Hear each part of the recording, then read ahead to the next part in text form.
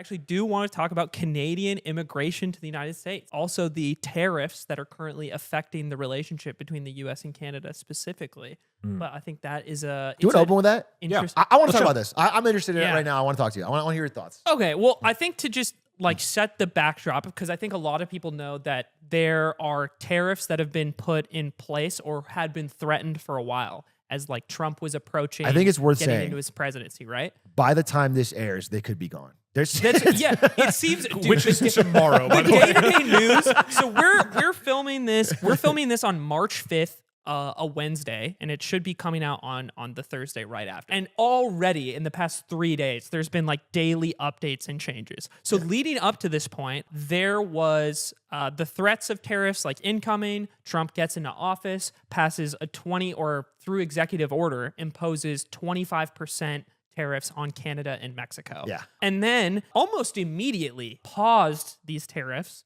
in exchange for The fentanyl czar. the fentanyl czar in Canada, and basically more control and effort of like the borders from like the Canadian and the Mexican side. That's what he's asking for, at least. And I think something that I didn't quite understand is like when this happened, I thought like he, at least from the Trump administration's perspective, had like met goals that they had in place. And then during that 30-day time period, he said they wanted to see whether or not a final economic deal with Canada can be structured. That's what Trump said. Can I just say, it's very cute that you have notes, because whenever I do this stuff live and I don't know what I'm talking about, I just make it up. But you're like referencing. well, so actually for the audience, there's nothing in that notebook. It's just blank. I memorized the quotes. Interesting. And that's when Donald Trump said, Aiden's great. And he doesn't flake that much. Interesting that he said that. So there was a goal, apparently, during this time period that he thought he got from Canada and Mexico, or that they did get from Canada and Mexico, which I'll talk about in one sec, that a further deal needed to be made, which I didn't quite understand, in the sense that I don't know what like that ideal trade agreement looks like for him, especially because in the previous administration, Trump had renegotiated aspects of NAFTA. Like a large portion of NAFTA as it currently, or sorry, as it formerly was, I guess, was from his decisions in the previous term, as far as I understand.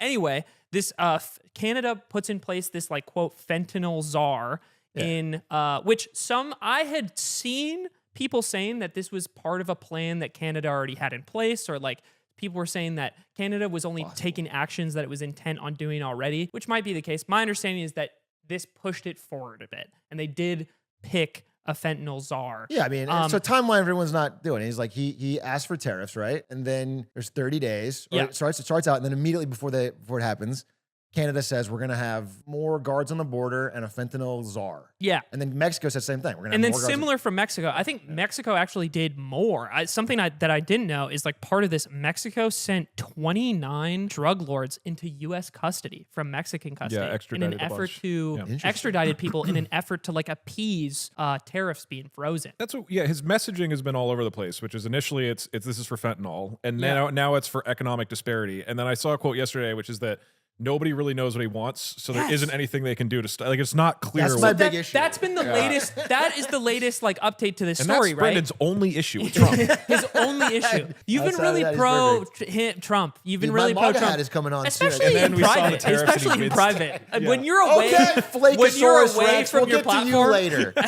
But I think that is the frustration from what I can see, right? Because this 30-day freeze runs out, and then the tariffs are just back in place, and Canada and Mexico are like, we did what you wanted.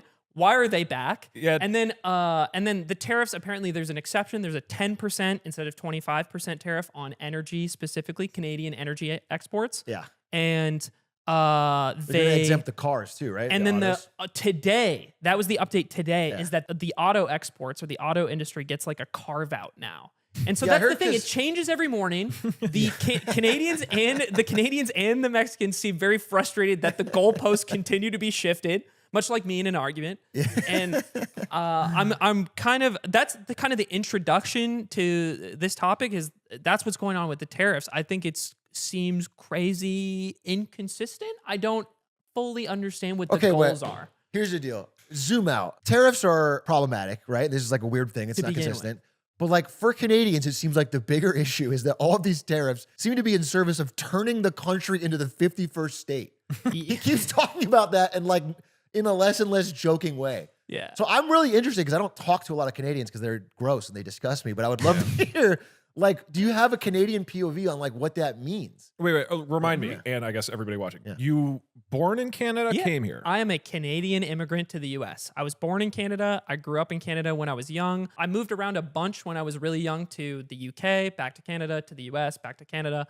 Permanently moved to the U.S. in 6th grade. And I lived on a border town in northern Washington. So I literally lived on the Canadian border. Okay. Like growing up, one of my cross-country practices was they would take us to the border, drop us off at the border crossing, and then we had to run back to high school. That's awesome. And so that was a little experience of ICE would never let you do that today. they would never, dude. Okay, and this is Just a Canadian child running from the border into America.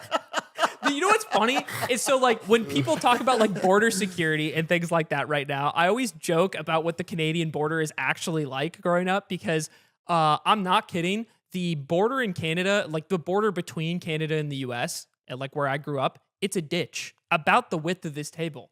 Like I would be running to back to high school on this side, and then We're 5 gonna feet make away. Canada pay for it. We're digging the ditch and we're gonna make Canada pay for it. It's well known That's Canadians can't climb. a well-known fact. And then if you They fall and stumble. Poor balance. Poor balance. and then you're literally a hop away from jumping into Canada. It's very easy. Sure. Like if you wanted to hop the border, I Yeah, guess. with a bag full of fentanyl, which I do occasionally. And then money. that's kind of the circumstance that I grew up in. And also there's a lot of like kind of basic economic ties in that area. Like a really common thing is like if you went to the Costco in our area on Sundays, like 80% of the cars in the Costco parking lot would be British Columbia license plates. Like They're just driving over the border for Costco, and then people that live in Canada come Costco's down our to buy greatest goods. export as a nation. I Right. swear to God, The everyone fentanyl loves there it. is super cheap. Well, you You buy know it. that would put the dealers out of business. You if buy it in Costco bulk. had Yeah. fentanyl. Yeah. That's They pair it. You buy it, you get a free soda on the side. No, oh my God. I you mean, get your hot dog, your fentanyl, and then who knows? You go in for the fentanyl, you come out with a TV. if you think the cartels can offer a remotely comparable experience to a Costco, the consumer will choose the Costco every time. It's just a better experience. So pitching the cartels, being like, I'm telling you, man, if you kill a few less people, you put some TVs up front and you sell and you give you them put a hot dog for cheap. you give them cheese samples, yeah. they'll buy so much more fentanyl. Yeah.